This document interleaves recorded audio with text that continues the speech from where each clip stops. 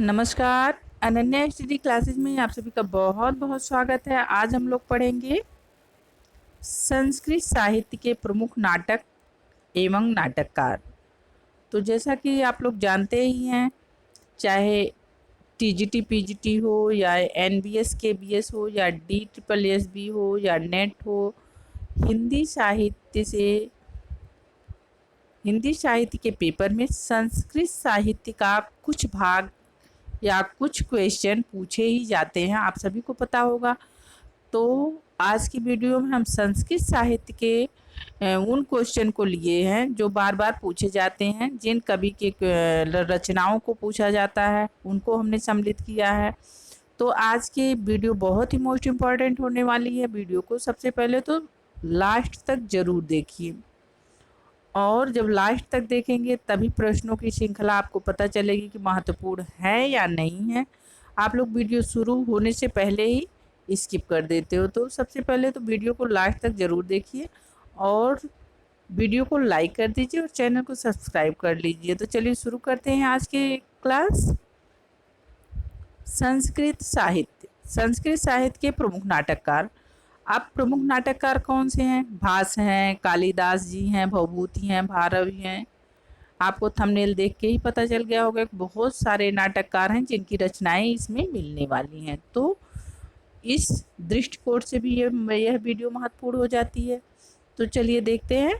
भास का समय सबसे पहले जान लेते हैं। भास किस समय के कवि थे? तो भास जी कालिदास के पूर्ववर्ती कवि थे। किसके पूर्ववर्ती कवि थे? कालिदास के। पूर्ववर्ती मीन्स पहले के, कालिदास से पहले के थे भास जी। तो क्वेश्चन ऐसे बनता है कि कालिदास के पूर्ववर्ती कवि कौन से हैं? तो उनका नाम हो जाता है भास। आपको लर्न होना चाहिए कालिदास के पूर्ववर्ती कवि कौन है? भास है। ये मोस्ट इम्पॉर्टेंट है, इससे क्वेश्चन बनाया ही जाता है, बनता है। तो यह बहुत ही मोस्ट इम्पॉर्टेंट है। भास के नाटक देख लेते हैं। भास के नाटक बहुत सारे हैं, जिनमें से मोस्ट इम्पॉर्टेंट होगा उसको मैं बताऊंगी कि यह मोस्ट इम्पॉर्टेंट है। इसको आप लर्न करिए या नोट डाउन करिए या वीडियो को बार बार रिपीट करके देखिए। तो चलिए देखते हैं भास जी के नाटक कौन कौन से हैं। स्वप्न वासव दत्तम, प्रतिमा नाटकम, अभिषेक नाटकम।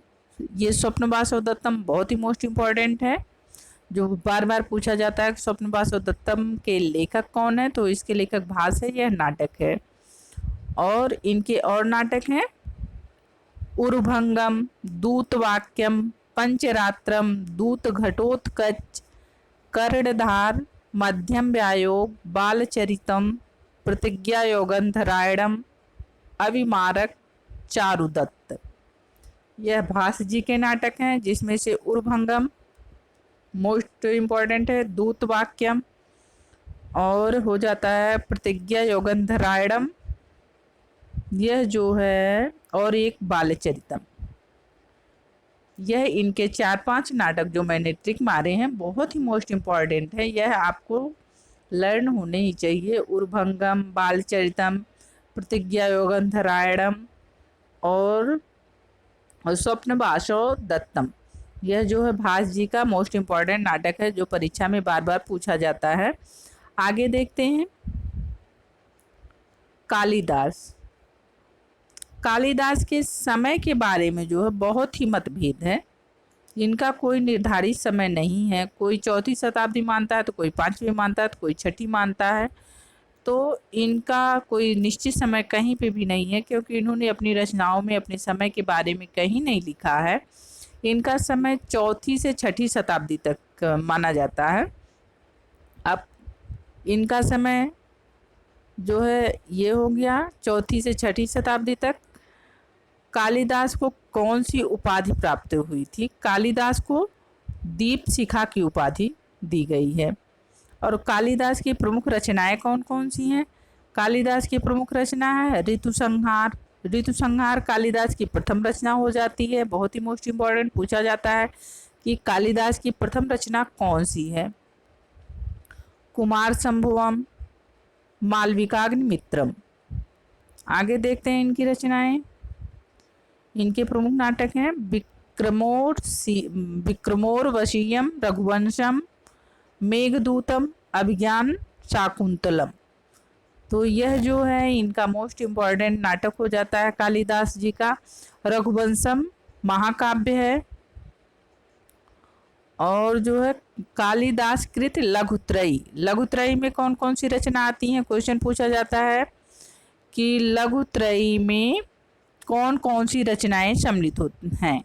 रघुवंशम, कुमार संभवम और मेघदूतम। लघुत्रयी में कौन कौन सी कृति सम्मिलित है, रघुवंशम, कुमार संभवम और मेघदूतम।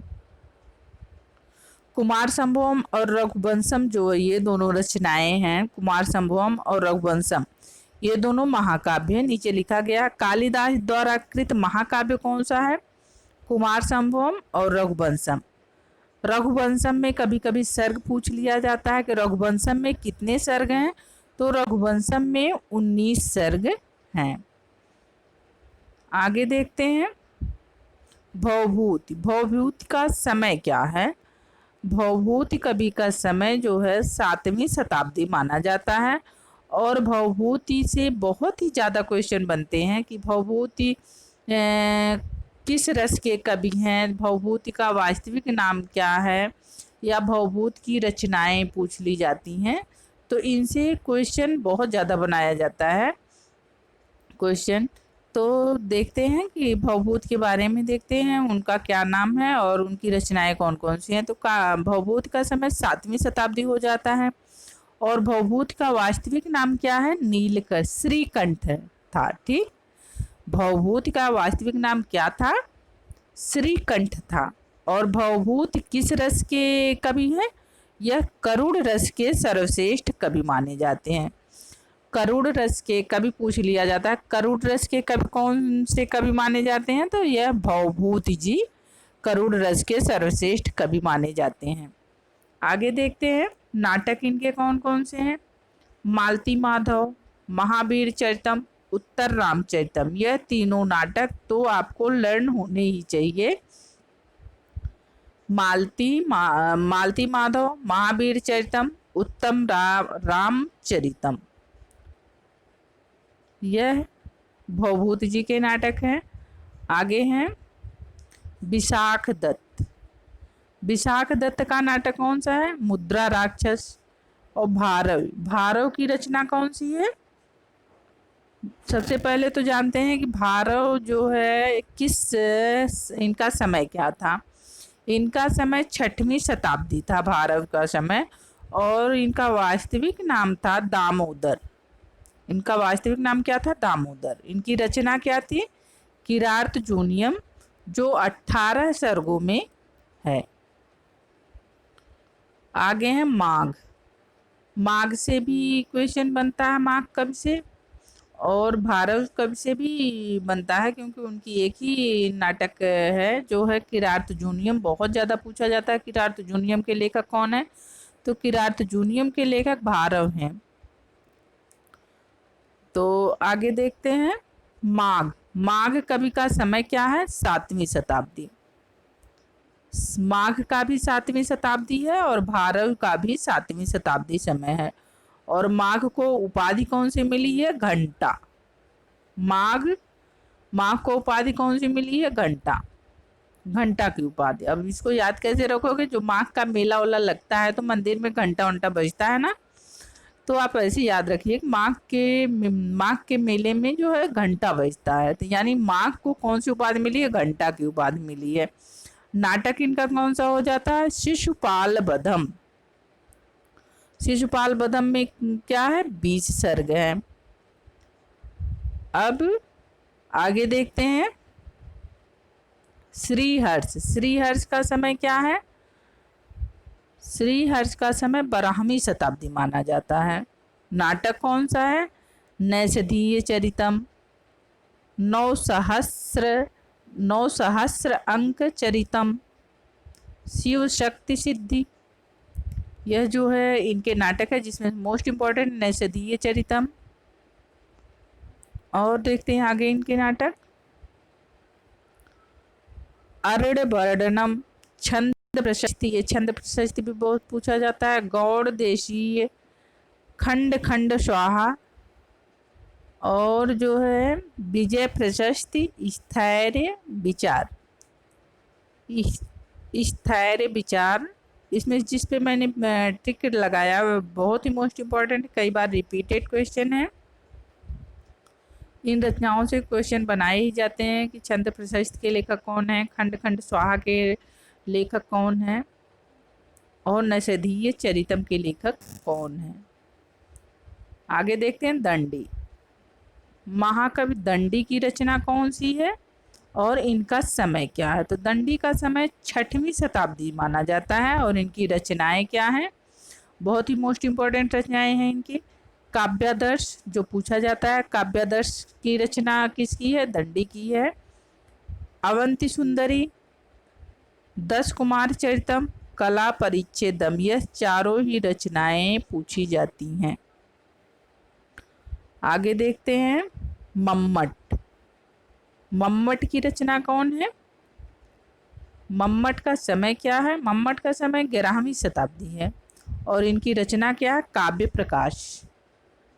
काव्य प्रकाश मम्मट की है और काव्यादर्श दंडी की है। दोनों रचनाएं मिलती जुलती हैं जो कन्फ्यूजन पैदा करती है और ये दोनों रचनाएं पूछी ही जाती हैं कि काव्य प्रकाश के लेखक कौन है। तो काव्य प्रकाश मम्मट और काव्यादर्श दंडी। आगे देखते हैं आचार्य विश्वनाथ। आचार्य विश्वनाथ की रचना कौन सी है और इनका समय क्या है। इनका समय 11वीं शताब्दी माना जाता है। रचना है साहित्य दर्पण। राजशेखर, राजशेखर की रचना कौन सी है और इनका समय क्या है। तो इनका समय 10वीं शताब्दी माना जाता है और रचनाएं क्या हैं, बाल रामायण, बाल भारत, प्रचंड पांडव, कर्पूर मंजरी, विशाल भंजिका, काव्य मीमांसा। तो ये जो है इसमें से काव्य मीमांसा मोस्ट इम्पॉर्टेंट हो जाता है, कर्पूर मंजरी भी मोस्ट इम्पॉर्टेंट हो जाता है, बाल रामायण, यह तीनों रचनाएं बहुत ज़्यादा रिपीटेड हैं, कई बार पूछा जाता है, इससे कई बार प्रश्न बनता है कर्पूर मंजरी के लेखक कौन है। काव्य मीमांसा, काव्य मीमांसा तो बहुत ज़्यादा पूछा जाता है। बाल रामायण, ये तीनों मोस्ट इम्पॉर्टेंट इनके नाटक हैं जो आपको नोट डाउन करना चाहिए, आपको लर्न करना चाहिए, चाहे जैसे लर्न करना चाहिए, बस लर्न करना ही चाहिए।